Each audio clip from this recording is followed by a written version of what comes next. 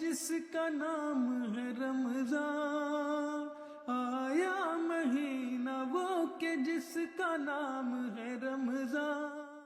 أعوذ بالله من الشيطان الرجيم بسم الله الرحمن الرحيم يا أيها الذين آمنوا كتب عليكم الصيام كما كتب على الذين من قبلكم لعلكم تتقون أياما معدودات فمن كان منكم مريضا أو على سفر فعدة من أيام أخر وعلى الذين يطيقونه فدية طعام مسكين فمن تطوع خيرا فهو خير له وأن تصوموا خير لكم إن كنتم تعلمون.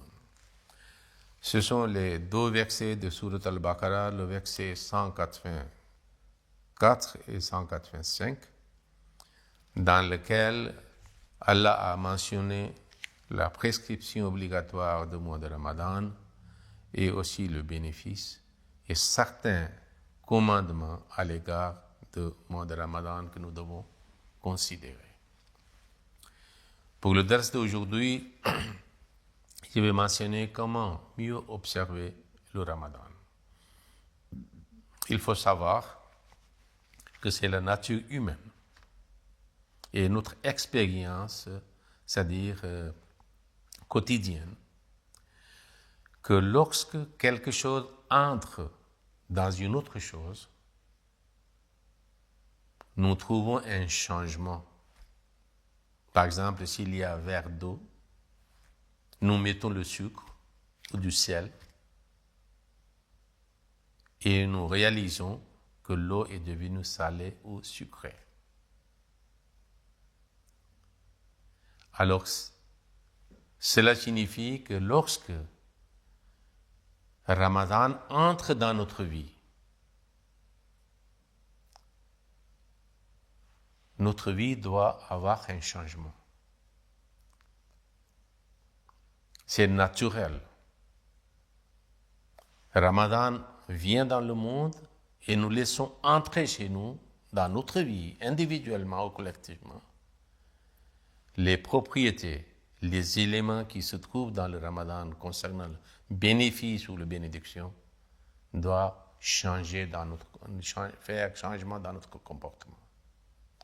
Mais si nous mettons le sucre ou du sel dans un verre d'eau, mais l'eau ne devient pas ni sucrée ni salée, cela signifie qu'il y a quelque chose dans l'eau qui empêche,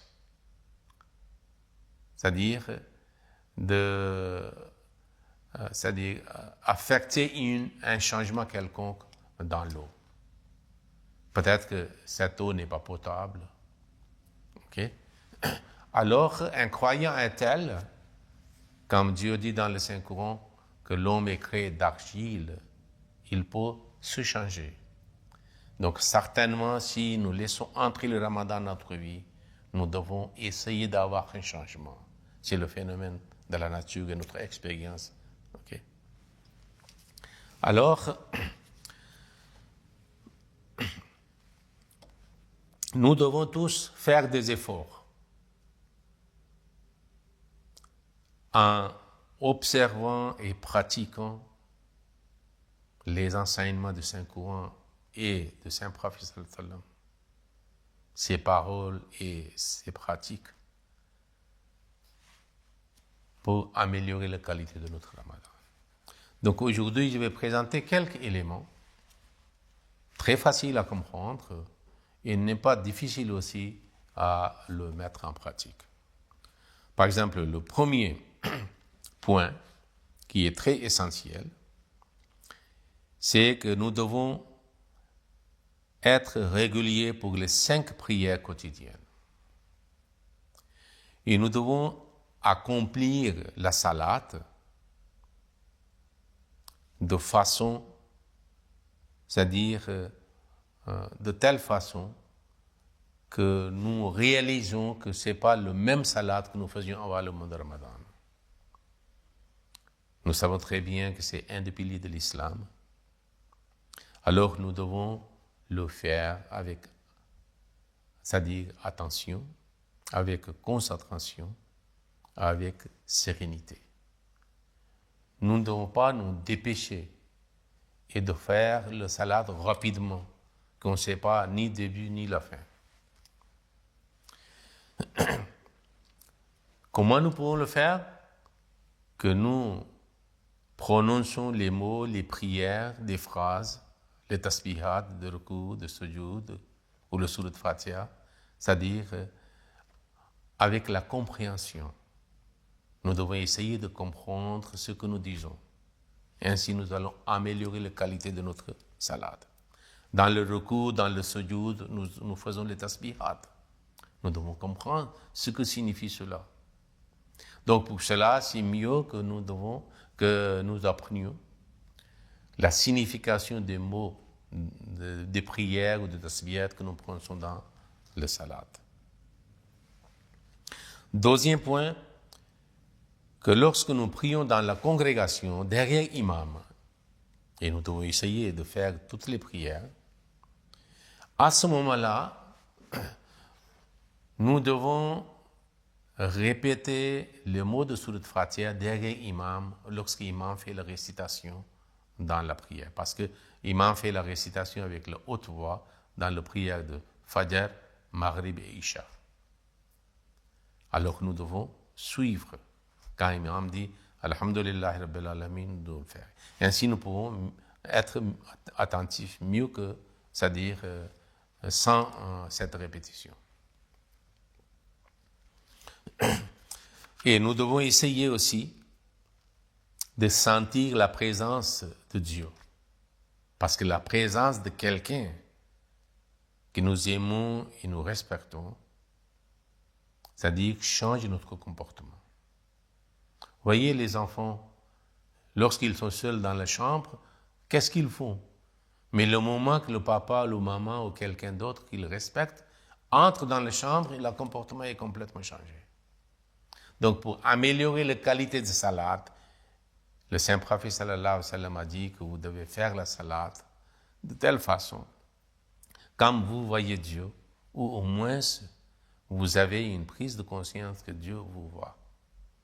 Ainsi, la présence sentie par le croyant de Dieu peut changer sa prière. Troisième point que je voulais présenter, que nous sommes réguliers pour la prière, nous devons essayer d'inculquer le même, c'est-à-dire qualité chez nos enfants. Que nos enfants aussi prient régulièrement selon leur âge et avec la concentration et de façon paisible.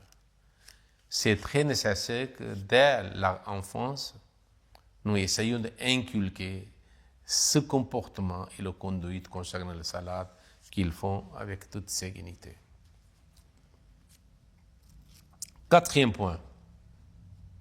Lorsque nous prions, surtout lorsque nous prions individuellement, les sunnats de prière de Fajr, de Maghrib, de Isha, de Zohar ou de Nawafil, à ce moment-là, si nous répétons les mots, certains mots dans la prière, par exemple, Iyyaka na'budu wa iyyaka nasta'in, nous répétons tout en réfléchissant à la signification de ce mot.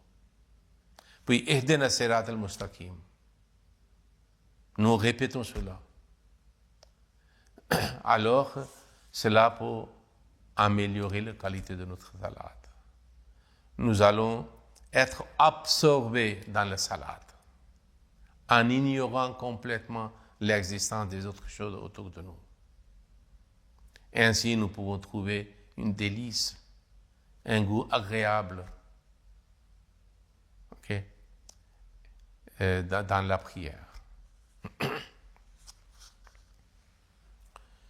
Et puis dans le ruku et le sujoud, nous faisons tasbihat, c'est obligatoire, parce que c'est la pratique du Saint-Prophète sallam. Dans le ruku, Subhana Rabbi al-Azim, dans le sujoud, Subhana Rabbi al-A'la, 3 fois au moins, mais nous pouvons dire 5 fois, 7 fois. tout en réfléchissant, parce que nous sommes seuls en train de faire la prière, nous pouvons prolonger le sujoud et le recours. Et nous pouvons faire des supplications, c'est-à-dire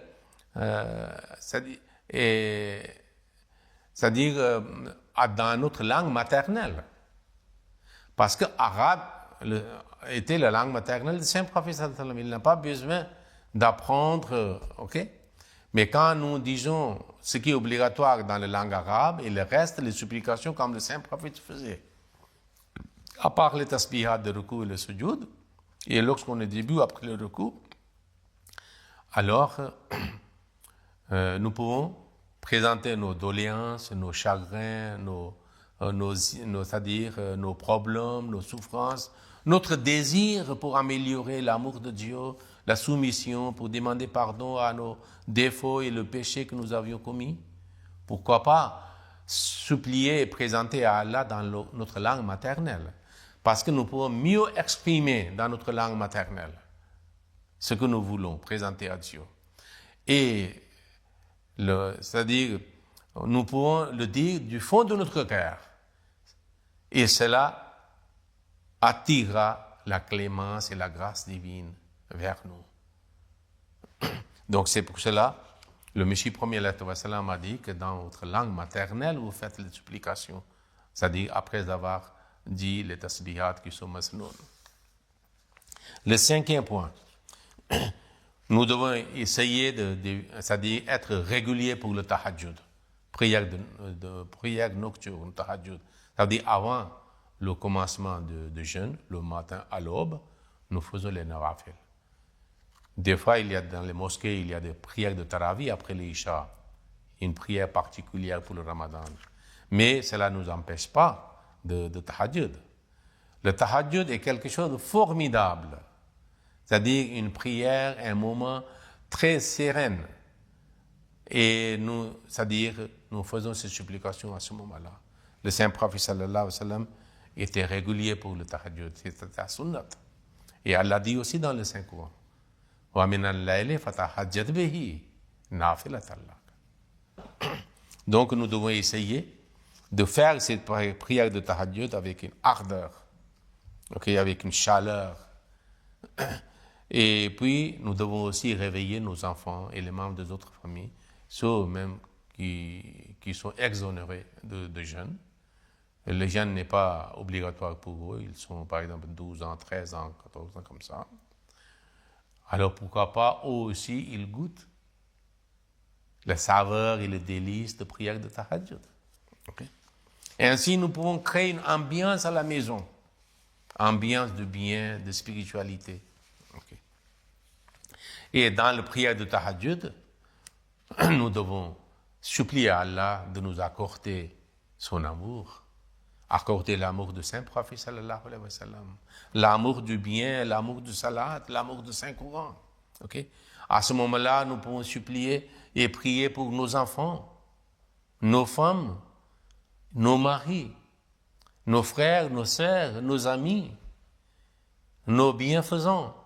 C'est-à-dire, et puis pourquoi, pour un Ahmadi, pourquoi pas prier pour longévité, de bonne santé de notre cher calife, bien-aimé calife. C'est le moment que nous pouvons, c'est-à-dire demander à Allah ce que nous voulons. 6e point, que nous devons être réguliers pour la récitation de Saint-Coran. De telle façon que nous pouvons faire au moins une fois. Parce que chaque année, Jibril venait pour faire, c'est-à-dire une révision avec le Saint-Prophète. Mais le dernier Ramadan de sa vie, Jibril l'a fait 2 fois. Donc nous devons essayer, ceux qui lisent très bien, 2 fois, sinon au moins une fois, chaque musulman et musulmane doit faire, c'est-à-dire la lecture de Saint-Coran. Et il y a une manière de lecture de Saint-Coran, nous trouvons que le Saint-Prophète a dit que lorsque il y a des châtiments divins, la colère divine est mentionnée dans certains versets, on doit essayer de demander pardon divin contre cela. Et s'il y a des faveurs divines, on doit demander à Allah de nous accorder aussi ces faveurs. 7e point est de faire le zikr. Zikr est, c'est-à-dire une partie de acte d'adoration qui n'a pas besoin d'un lieu, d'un endroit particulier. En allant vers le travail, c'est-à-dire retournant du travail vers la maison, quand quelqu'un va au marché pour faire des achats, ou la femme à la maison fait des ménages, c'est-à-dire lessive et puis la cuisine, on peut faire différentes sortes de zikr. Le prière de Saint-Coran, le prière de Saint-Prophète. Ok? Dans la communauté Ahmadiyya, c'est-à-dire tout récemment, le calife Ayatollah Talib Aziz avait, c'est-à-dire préconisé, exhorté pour faire les 3 prières dans le contexte de crise actuelle du monde. Les premières prières étaient Subhanallah wa bihamdihi, Subhanallah al-Azim, Allahumma salli ala Muhammadin wa ali Muhammadin. Saint est Allah dans sa gloire, Saint est Allah dans sa majesté. Ô Allah, répands ta grâce sur Muhammad sallallahu alayhi wa sallam et sur les suivants de Muhammad sallallahu alayhi wa sallam. Pour les adultes, 200 fois par jour. Astaghfirullah Rabbi min kulli zambin wa atubu ilayh. Je demande pardon à Allah qui est mon Seigneur de tous mes péchés et je me tourne vers lui, c'est-à-dire avec repentir. C'est 100 fois par jour pour les adultes. Rabbi kullu shay'in khadimuka, Rabbi fa'fazni wansurni warhamni. Mon Seigneur, tout est à votre service. Mon Seigneur, protège-moi alors. Soutiens-moi et aie pitié de moi. C'est aussi 100 fois par jour pour un adulte. Et puis, il y a le sermon du calife, sermon de vendredi. Chaque vendredi, nous devons essayer d'écouter le sermon du calife. C'est-à-dire que durant ce mois, particulièrement parce qu'il parle souvent de Ramadan, ses bénédictions, son importance et notre devoir vis-à-vis du mois de Ramadan. Et puis le 9e point que je dis, qu'il y a toujours le Dars al-Coran et le Dars al-Hadith à MTA. Okay? Pourquoi pas, c'est-à-dire bénéficier de cette occasion pour mieux comprendre le Saint-Coran, le Hadith et les autres. 10e point, il faut savoir que Zakat est aussi un des piliers de l'islam. Beaucoup de gens qui payent le Zakat pendant ce mois béni, pourquoi pas nous aussi, nous faisons le Zakat. Le dernier point, le 11e, afin que les portes du paradis nous soient ouvertes et celles de l'enfer soient fermées. Nous devons lutter pour nous abstenir de tout péché et essayer de faire toute action bonne. C'est ainsi que nous pouvons améliorer la qualité de notre Ramadan et nous pouvons mieux observer le mois de Ramadan. Qu'Allah accepte nos doléances, nos prières, nos supplications, nos actes d'adoration et nos biens et de nos bonnes œuvres. Amin. Allahumma salli ala Muhammadin wa ala ali Muhammadin wa barik wa sallam innaka hamidun majid.